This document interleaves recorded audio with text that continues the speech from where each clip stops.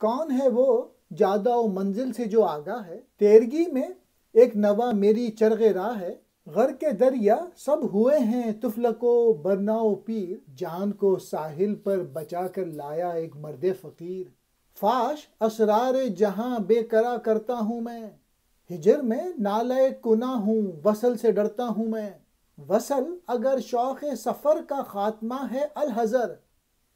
اس سے خوشتر ہے ہمیں آہو فغان بے اثر۔ اس دور میں منزل اور راستے سے کوئی بھی شخص آگاہ نہیں، میری شاعری کے سوا راستے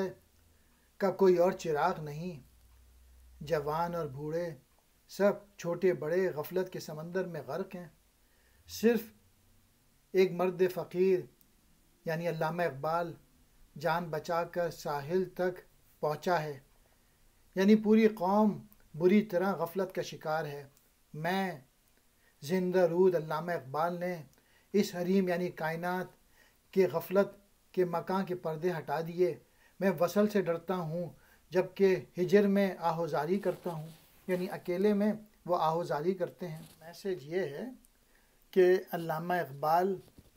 وہ پکار کے غفلت سے بچنے اور جد و جہد کی راہ اختیار کرنے کو کہہ رہے ہیں، اور جو ملت کے جو لوگ ہیں وہ اپنی حقیقی منزل سے نا آشنا ہیں اور اپنی حقیقی زندگی سے، اور اقبال خوفزدہ ہیں کہ اس قسم کی زندگی سے دوری جو ہے ان کو رلا رہی ہے۔ تفلک کہتے ہیں چھوٹا بچہ، برنا کہتے ہیں جوان کو، پیر کہتے ہیں بوڑھا۔